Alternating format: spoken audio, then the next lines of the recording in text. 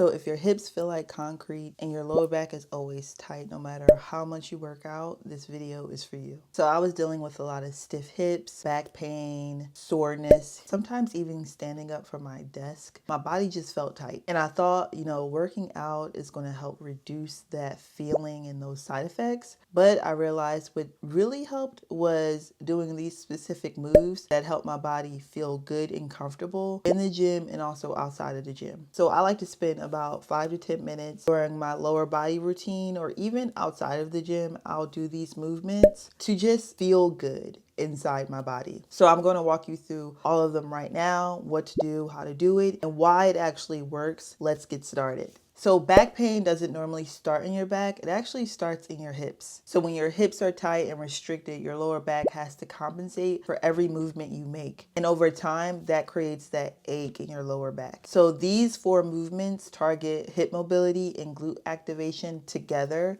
When both of these improve, your spine stops having to work overtime and the pain starts to go away. So the first movement we're going to talk about is the 990 hip openers. This is one of my favorites. When I think about this one, I think, where would I be without you?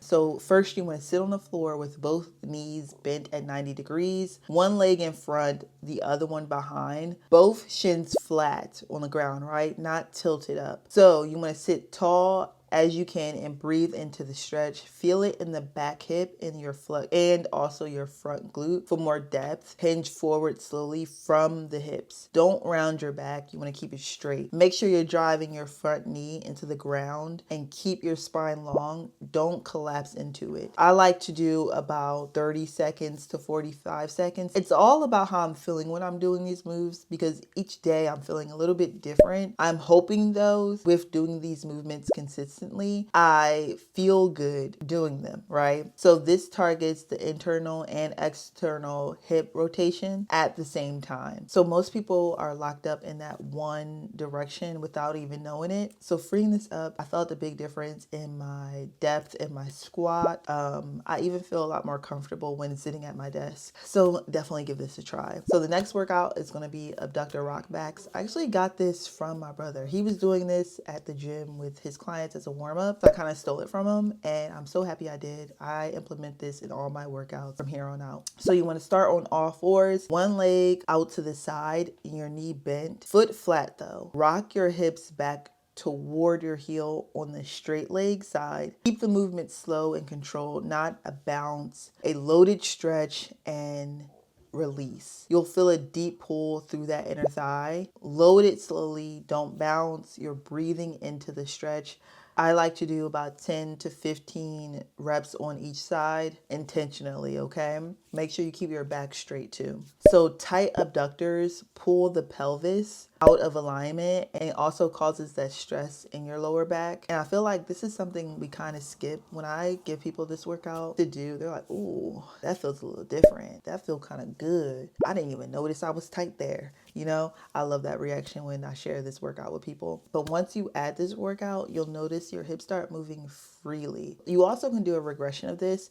If you can't get into the abductors, you can do one that's basically on all fours and you're rocking your hips back towards your heels, but also keeping your spine straight. I'll show that too. And you can do that for about 10 to 15 reps as well, and then progress to the adductor rock back. The next movement I like to do is the reverse lunge with a rotation. I added this while I was dealing with my SI joint situation, but I think this was really helpful during my leg day routines. So you step one foot back into a lunge. Once down, right, you rotate your torso toward your front knee, and you want to hold for about a second or 2 seconds and then rotate back, stand up. That's going to be your 1 rep. Take another big step back so your front knee stays over your ankles. Then you want to take a big step back so your front knee stays over your ankles. The rotation is what makes this that great of a movement, right? Don't skip it and don't go too fast. Keep your chest tall, rotate from the rib cage, not just the shoulders, okay? Be intentional with this movement.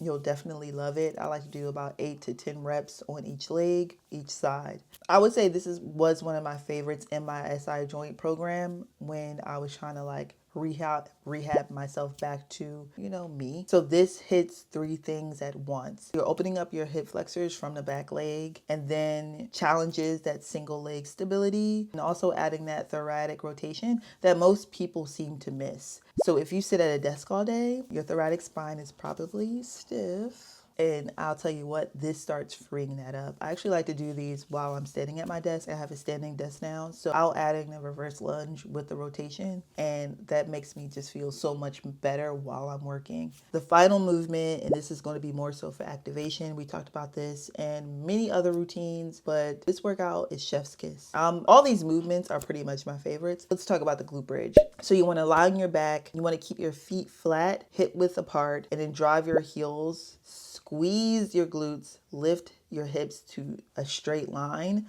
from your knees to your shoulders, right? And then pause. I like to pause for about 2 to 3 seconds, then lower slowly. You want to squeeze the glutes first, then lift. If you just push up without activating first, your hamstrings and your lower back may just take over. So if you push up without activating first, your hamstrings and your lower back, they may just take over. So this would defeat the whole point. So make sure you're being intentional with the glute bridge and actually squeezing the glutes before you get into that bridge, right? If I'm using this in my activation routine, which is going to be before my main lift, I like to do about 2 sets of 10. If I'm doing this in my regular routine, let's say a lower body routine, and it's probably like my 3rd or 4th workout, then I'll do 3 sets of 10 to 15. If I add weight, I'll do about 3 sets of 10. Weak glutes are one of the biggest contributors to lower back pain. So when they can't do their job, your lower back tends to pick up all the slack, and that's what we don't want. And this will happen in every movement when it comes to walking, standing, literally everything.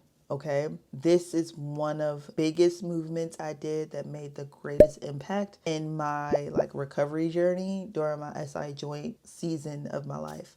I actually kept the glute bridge in most of my routines from here on out, and I'm just progressing, whether that's weight or getting into like a hip thrust, right? So this is the full routine. It's 4 movements, about 5 to 10 minutes, give yourself. And if you're consistent with it, you will feel a difference in your hips and also your back. You'll feel stronger. You'll feel better. You'll feel better in the gym, and you'll feel better outside of the gym. So if you try this, I like to do this a few times a week, whether it's before a workout routine, or whether I'm at home and it's after work and I want to move a little bit, I'll do it after work or before bed. You don't need equipment. You just need a little bit of time. So give it a try. Leave a comment. Let me know what you think. You want to see any more lower back pain content? Check out my channel. I have a lot of videos on lower back pain and just sitting at a desk. I'll see you guys in my next video. As I get a little older, I realize life is perspective. And my perspective may differ from yours. I want to say thank you to everyone.